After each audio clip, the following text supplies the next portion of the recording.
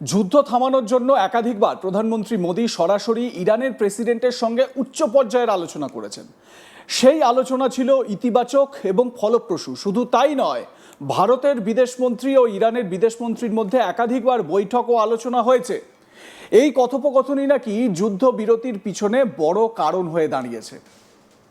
তার মানে Donald Trump যে পোস্টটা করেছিলেন সোশ্যাল মিডিয়ায়, যেখানে তিনি বলছেন যে পাকিস্তানের প্রধানমন্ত্রী তাকে অনুরোধ করেছেন, আসিম মুনির তাকে অনুরোধ করেছেন, ব্যাপারটা কি ততটাও সহজ? হয়তো ততটাও সহজ নয়।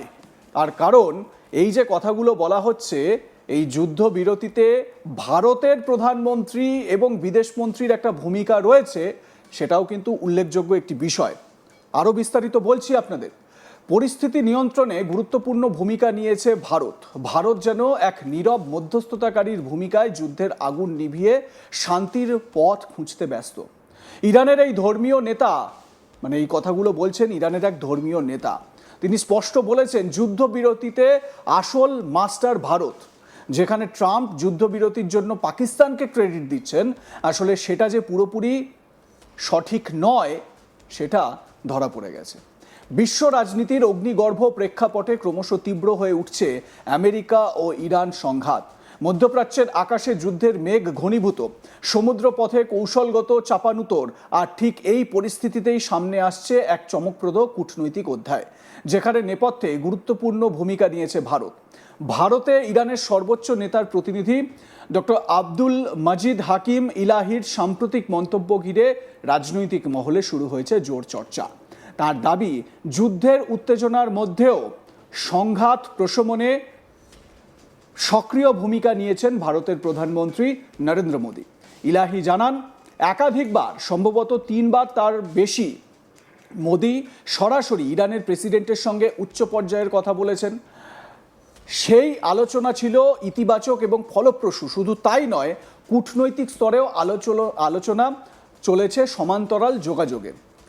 ভারতের বিদেশমন্ত্রী ও ইরানের বিদেশমন্ত্রীর মধ্যে একাধিকবার বৈঠক ও আলোচনা হয়েছে বলে জানিয়েছেন ইলাহি। তার কথায় এই কথোপকথনগুলো কেবল আনুষ্ঠানিকতা নয়, বাস্তব পরিস্থিতি নিয়ন্ত্রণে গুরুত্বপূর্ণ ভূমিকা নিয়েছে। ভারত যেন এক নীরব মধ্যস্থতাকারীর ভূমিকায় যুদ্ধের আগুন নিভিয়ে শান্তির পথ খুঁজতে ব্যস্ত। ভারতের সাধারণ মানুষের প্রতিও আবেগঘন বার্তা দিয়েছেন ইলাহি। তিনি বলেন, ভারতে আমাদের ভাই বোনদের কথা মনে পড়লেই আমার চোখে জল আসে। তাদের ভালোবাসা ও সমর্থন আমাদের শক্তি যোগায়। এই মানবিক বার্তা যুদ্ধের নির্মমতার মাঝেও এক ভিন্ন মাত্রা যোগ করেছে। খামেনি ঘনিষ্ঠ এই ধর্মীয় নেতা আব্দুল মজিদ হাকিম ইলাহি কি জানাচ্ছেন, শুনুন। Yes, please, as you know, sometimes, maybe 3 times or more, the Prime Minister had conversation with our President, successful conversation. It was very, very good. And also several times, the Minister of Foreign Affairs of India had very successful conversation with Minister of Foreign Affairs of Iran. It was very, very good. And also our brothers and sisters in India. Really, I cannot describe them. Whenever I remember them, I cry. How they are excellent. I cannot find the word to express the value of these good people. Really, I cannot express how I am feeling towards them. You cannot get any other nation like them. They have such loyalty, kindness, humanity with other people. Although I received maybe some days ago, a professor, he was Hindu. He said, I'm telling you, we are not your neighbor. We are not the same religion, in the same religion.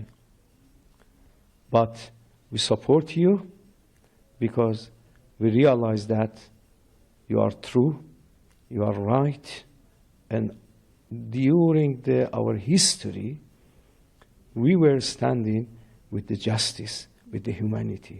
Never we lose our morality and humanity. Thank you very much. And I would like to congratulate all our brothers and sisters in India for having such beautiful people.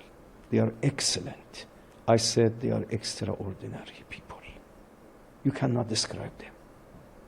The words are limited to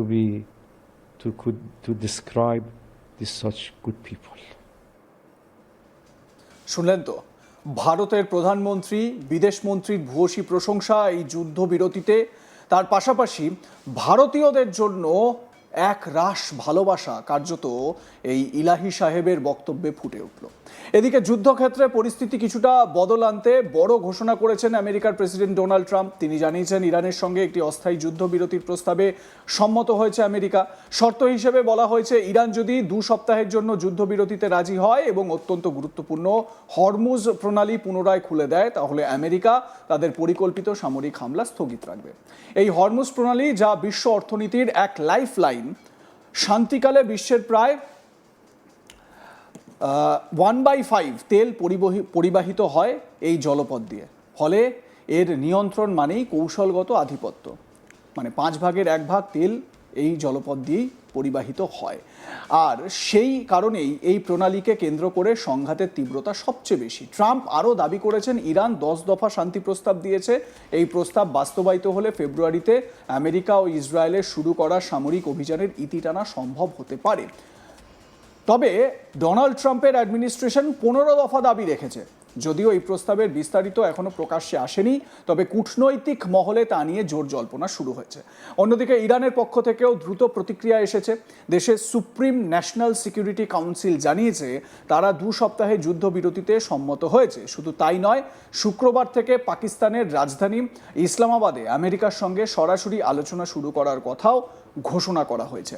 ইরানের বিদেশমন্ত্রী Abbas Araghchi জানিয়েছেন আগামী 2 সপ্তাহ Hormuz প্রণালী দিয়ে যাতায়াত ইরানের সামরিক তত্ত্বাবধানে চলবে। অর্থাৎ যুদ্ধবিরতির মাঝেও কৌশলগত নিয়ন্ত্রণ ছাড়ছে না তেহরান।